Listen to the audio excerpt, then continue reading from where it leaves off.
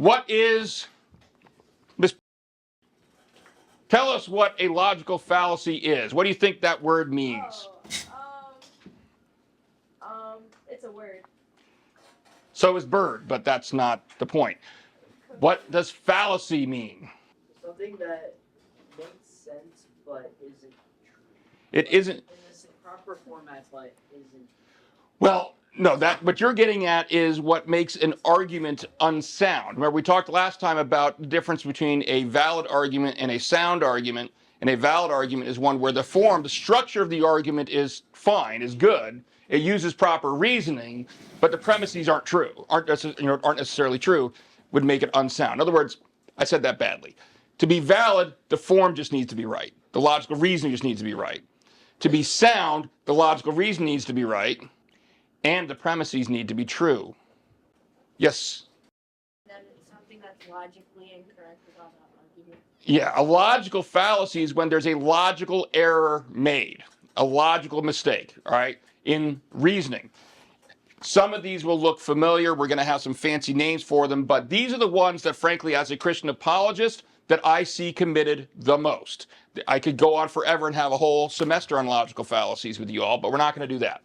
I'm just going to hit the ones that you see the most that are made when you're out there defending the Christian faith. The first one is one that you are all very familiar with, even if you don't know the name. I guarantee you every middle schooler has probably done this and has had it done to them. And it is called ad hominem. Again, you're supposed to be taking notes in the third section of your notebook. If it's important enough for me to write on the board, it is important enough for you to write down. Does anyone think they know what an ad hominem is? No, I didn't think so. Ad hominem is when you attack the person rather than the argument.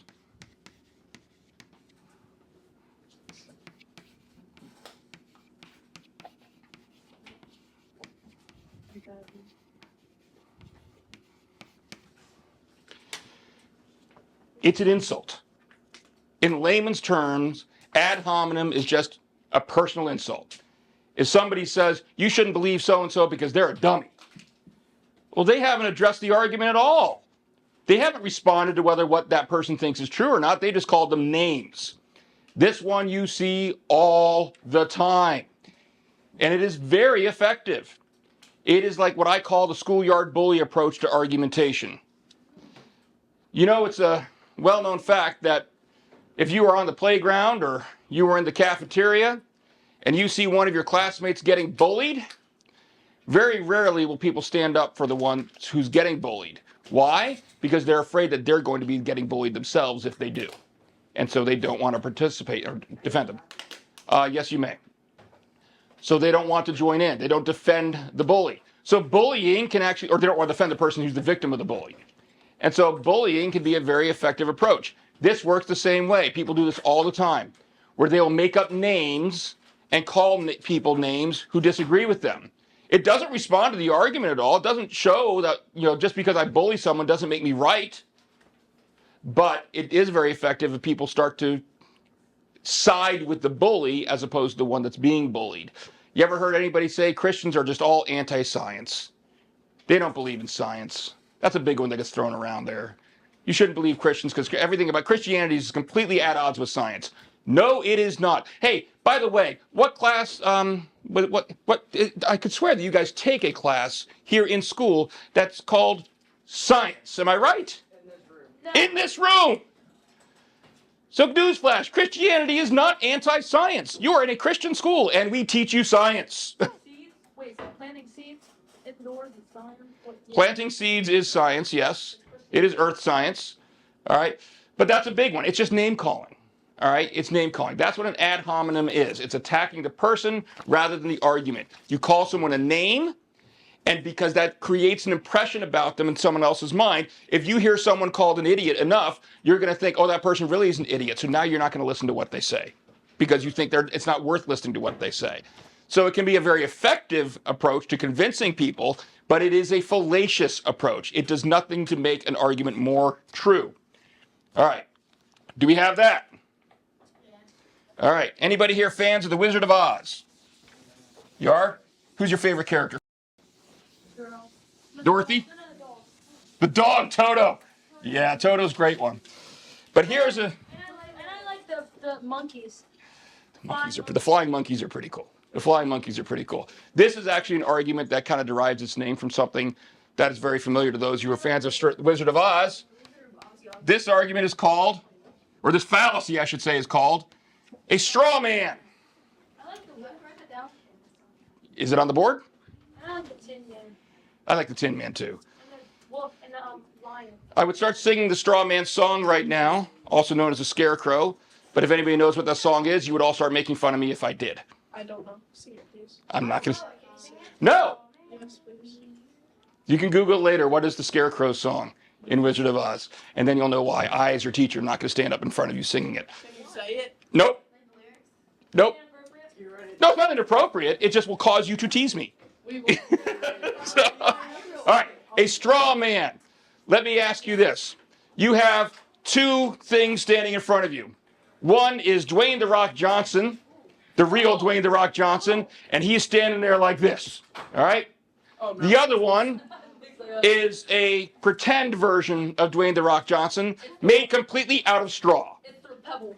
You have to knock one of them over. Which are you going to choose? The real one. The real one. I can knock the rest. You are a fool. No, you're going to choose the straw one. Why? It's a weaker link. You just add no It's easier. It's straw. Oh, I get it. It's easier, but it's not true. It's easier. Exactly. Oh, look at that. Thank you. It's easier, but it's not true. So what a straw man fallacy does is it creates a fake version of your opponent's argument. You tell everybody it's real, and then you tear down that fake version. Why? Because it's a lot easier to tear down a fake thing than it is the genuine article. This comes up all the time in regard to the moral argument, which we will be talking about next week. All right? People will tell you that Christians claim in this moral argument for the existence of God that they're claiming that only Christians can behave in a good moral manner. And that's obviously not true. I just saw an atheist rescue a cat out of a tree last week. Not really, but you know what I'm saying. So obviously Christians don't know what they're talking about. That is false. That is not what the moral argument says. It does not deny that other people can be moral. It does not say you have to be Christian to be moral. But that's what they do. They create a fake version, tell everybody it's the real thing, and then tear down that fake version to make it look like they torn down the real thing. All right? That is a straw man fallacy. Can you write down a basic definition for that? Yeah. We'll just say tearing down, or how about we just say attacking? That's the language we used last time. Attacking a fake version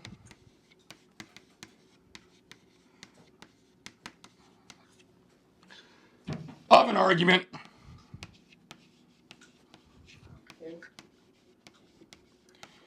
instead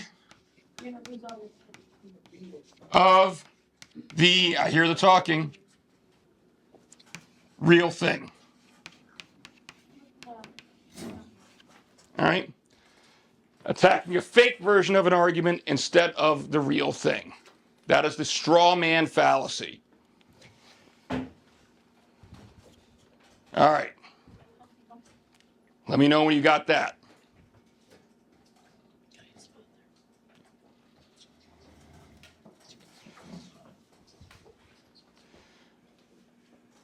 And I am erasing in 3, 2, 1. Good thing for those who don't have it that we're filming. These videos will be on Google Classroom. All right. The next logical fallacy, and I think I got 5 total I'm going to be talking about here. Thank you, sir. Is called equivocation. Equivocation. Like vacation, but equivo. Yeah. I'm sorry? A fallacy is just an error in logical reasoning. All right? Yes. Yes, you may. Equivocation. This one's going to be a little harder to see. All right? The short definition of equivocation is changing the meaning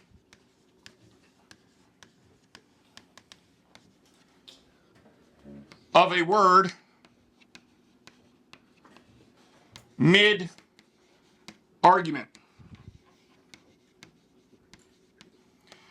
I'm going to give you a real-life example.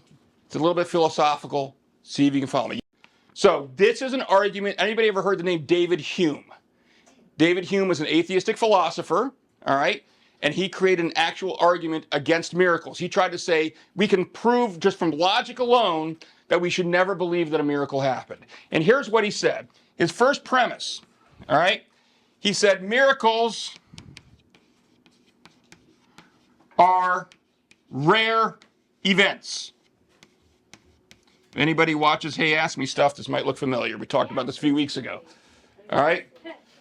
Premise one, miracles are rare events. All right? We good so far? Wait, right, premise one? You should, if you want to understand the definition of equivocation, it's going to be helpful to write this argument down. Premise one, miracles are rare events. Premise two, evidence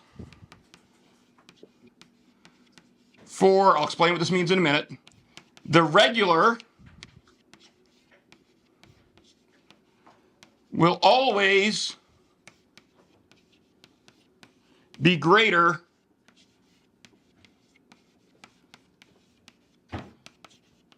than that for the rare, or than for the rare.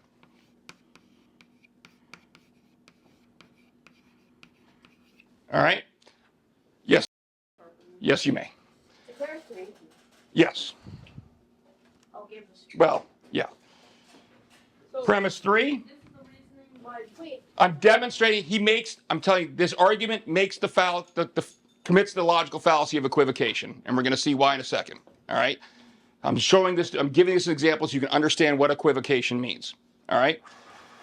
Premise three, now I lost my notes here. Here we go. A wise person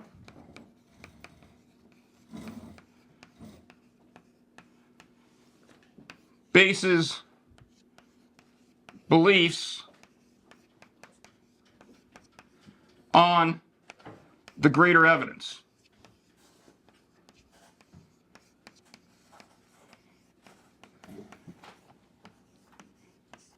And I'll tell you the conclusion in a second. We don't need the conclusion in order to see where the equivocation happens. All right. So he says, number one, miracles are rare events. We can agree with him there, right? Miracles aren't happening every 5 minutes. By definition, they are rare. They have to be rare. That's how we know they're a miracle. Because there has to be a normal way things operate for us to know that something happened in a not normal way that made it a miracle. All right? In premise two, when he says evidence for the regular will always be greater than that for the rare. Yes? What is the third one? What's the first word? It's 2 words. Sorry, I didn't spit. A wise person. A wise person bases beliefs on the greater evidence. I'll tell you right now, the word we're looking at here is this one right here. Greater. This is the one where Hume changed the meaning of it in the middle of his argument between those two premises. Evidence for the regular will always be greater than that for the rare. Well, depending on what we mean by greater, that is true. If I were to compare the number of times someone has died and stayed dead against the number of times someone has died and come back to life, which one is going to be a bigger number? The first one, right? So here, greater just means numerical, all right? It's like doing a chart, and we have dead and alive. Do people stay dead or do they come back to life? And we're doing a tally, and we got all these tallies and all these tallies, and maybe we got a few over here, all right? We're like one. Not true. Jesus rose some people from the dead. Lazarus, for example. Yeah, but So this time, greater is talking about a numerical comparison, all right? Then he said, but if you're a smart person, a wise person, you're not going to believe something that's based on not as good evidence. You're always going to believe a thing that's on better evidence, right? But he uses the word greater. He says a smart person always bases beliefs on the greater evidence. Well, that also sounds appealing at first. until we ask, is that true if we define greater the same way he did in the second paragraph or the second premise? Ladies and gentlemen, if that were true, no one would ever win the lottery. Let me ask you this question. Compare the same thing we talked about here. If I were to compare all the number of instances of people who have a lottery ticket, all right, take everybody who has a lottery ticket and count up the number of those lottery tickets that are losing tickets versus the number of those tickets that are winning tickets, which one's going to be more? Losing. There's going to be a lot more instances of people holding losing tickets than holding winning tickets. So if we define greater the same way in the third premise, then according to Hume, you should never believe that someone ever wins the lottery. Because it's every single time someone comes up to you and they're holding a winning lottery ticket, there will always be more instances of people holding losing tickets than there were winning tickets, and so we should always just assume they have a losing ticket. Go ahead. Are there actually like percentages of what the lottery winning? What of the lottery? Yeah, I mean the percentages of like the odds of winning. Yeah, it's not good. What are the odds? Like, You're better off getting hit by lightning. So it depends on the lottery. But here's the thing. So what Hume means here when he says if you're smart, you're always going to base your opinion on the greater evidence. Here, greater is what we call qualitative, whereas here it's quantitative. so a wise person will always believe that no one won the lottery. If we define greater as purely quantity, yes. But is there better quality evidence we can look for? If somebody came to you with a winning lottery ticket, how would you verify if they're telling the truth? I will get the numbers. Yeah. So it says like P1, P2, P3. Like I would. Like, is there like a piece of paper that he wrote this down? Yeah, he wrote a book on miracles. I can't remember. I think it was just called On Miracles. Yeah.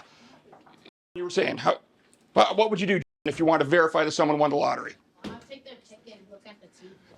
You take their ticket and look at the numbers, right? And we can do things. They have computer systems, so we can tell where the ticket was bought. You can even pull surveillance footage, and you could pull surveillance footage to see if they actually won it or not.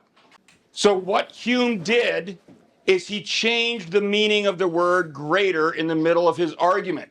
Here he means greater as in a greater number of instances if you're counting them up. And here he means greater as of higher quality and more certainty. But couldn't he if you're thinking about it, couldn't he just mean better? Like he could mean better. But He does. He can mean better here, but he can't mean better here, because then this isn't true.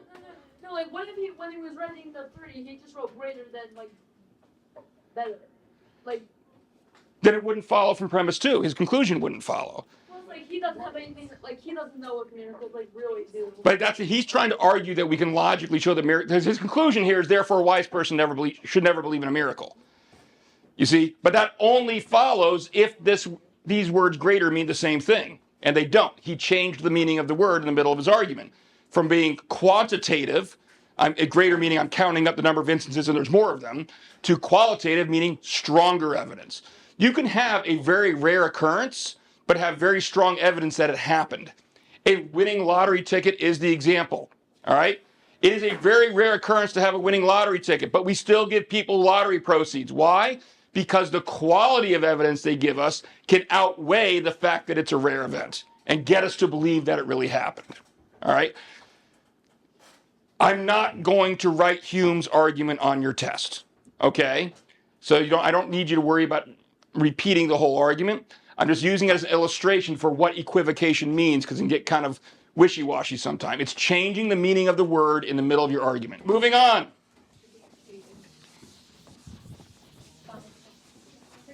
I got 2 more fallacies I want to show you, and then we're going to try to get started on kalam if we can here.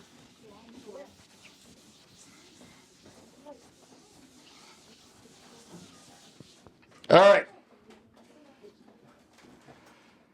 Next fallacy is called false dilemma. A false dilemma is claiming there are only 2 options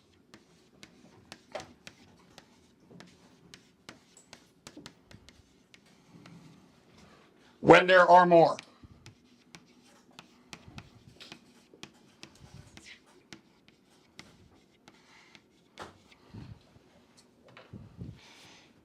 If you don't agree with my decisions, then you don't love me.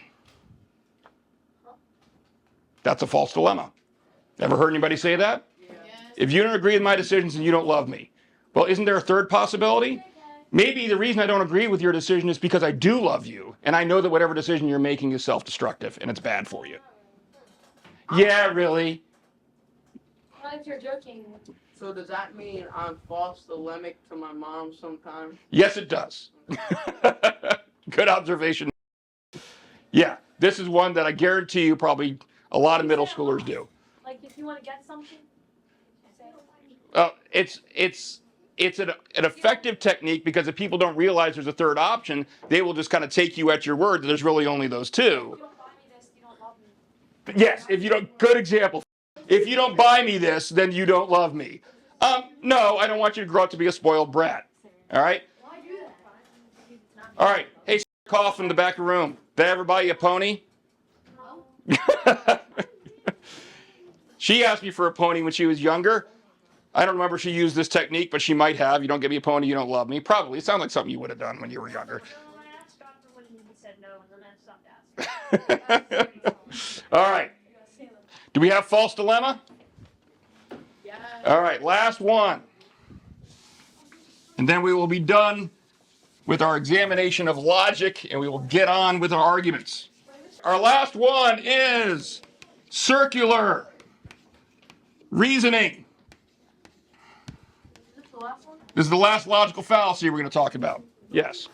Circular reasoning. Circular reasoning is assuming your conclusion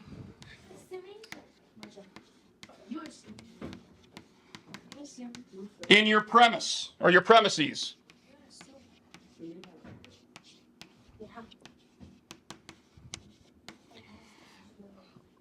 And assuming your conclusion in your premises. All right? I will give you, it's usually pretty subtle, but I will give you an example that you really do hear from time to time as an apologist. If I were to tell you as my first premise, nothing outside of the natural world exists. Nothing other than the natural world exists. And my second premise is God is outside the natural world. Therefore, God does not exist. But aren't you saying if he's outside the natural world? I mean, basically my first premise was my conclusion. By saying nothing outside the natural world exists, I'm basically saying there is nothing supernatural that exists. God is supernatural, so God doesn't exist. I've already set the stage in that first premise. I'm just concluding basically exactly what I'd already assumed in my very first premise. Outside the natural world without saying it doesn't exist. I mean, if you say that nothing outside the natural world exists, you're saying that by definition, God is outside the natural world. So you're basically in your first premise saying what it is you want to conclude. But atheists believe there is no God. They believe humans are the only things. Yes, I mean, it's a view called naturalism. I mean, atheism, if you talk to people who claim to be atheists, they will give you different answers. I'm not going to go too deeply into this. Some of them will say, yes, I don't believe there is a God. Some will try to get around and say, well, I just don't think there's enough evidence to warrant believing in God. I won't get into all that. But naturalism is the belief that the natural world is all there is. So what do they do? What do they think happens if you die? They cease to exist, basically. Your body is all there is. There is no spirit to survive, according to them.